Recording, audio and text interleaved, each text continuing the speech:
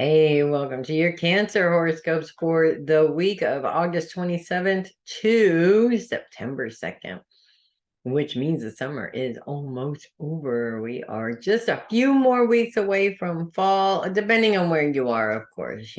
Some people are a few more weeks away from spring, which is equally as exciting when you think about it, especially when you live in places that are very extreme in terms of the weather. And so I am looking forward to fall for sure because though it hasn't been an extreme summer, it's still hot.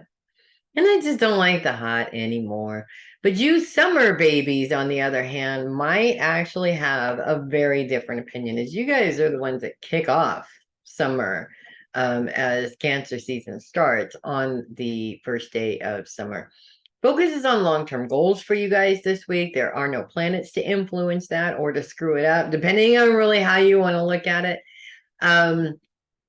One of the interesting things I feel that is coming up for you guys is, first of all, this is like, to me, I still 46 years old, and I still feel this time of year as being really exciting because as a kid, you get really used to going back to school at the end of August, beginning of September. And in many ways, doing that for so many years, what was it, 13 years, that you go through that, you get into this pattern of this is the time where the year starts in a way because you're still sort of stuck in that it's time to go back to school time, kind of a thing. And though I know I'm not going back to school, I feel a lot of energy at this time of year because it feels like I'm preparing for something completely different than what I was doing last year. I feel this is really resonating with you guys this month or this week, specifically around your long-term goals. Actually, this is one of those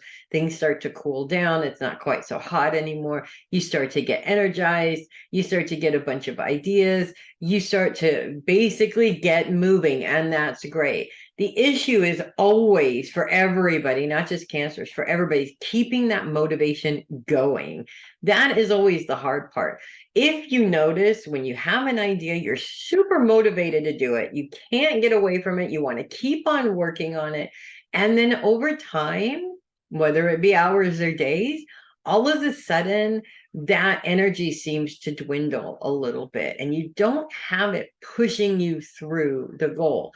Then what tends to happen for most of us is that we move on to something else, or we don't put as much time or energy or effort into it.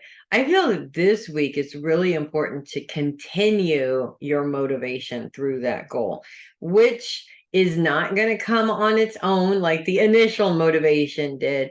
You have to get up and you have to motivate yourself to work on this particular situation.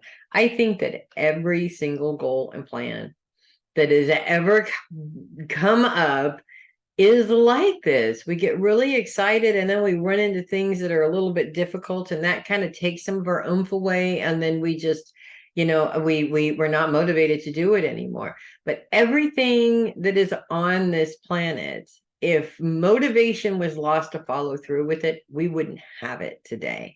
And what kind of amazing things that could still be here 100 years ago could you be coming up with if you're not motivating yourself to follow through and get it done? And a lot of that motivation has to do with this. It has to do with your self-talk. And if it is not positive self-talk, that definitely is a motivation dampener. So those two things, make sure your mind is talking to you in the way that it should be talking to you, that is motivating, as well as to motivate yourself.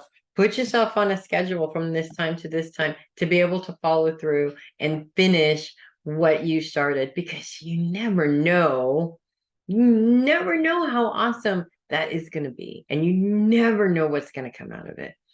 So that's what I have for you guys this week. If you love your horoscopes, do click the link in the description and send me a coffee. You know how much I love that. If you're listening and not viewing, that's ko-fi.com/heavy metal psychic. And of course, go and check out heavymetalpsychic.com. You can book a reading easy peasy right there on the website. It's super, Super, super, super simple. I'm Melissa Bruce, the Heavy Metal Psychic. Thank you guys for sticking around and watching another week. And you guys make it a great, motivating week. I want to see the fun stuff that you guys create because I know you guys are uber creative.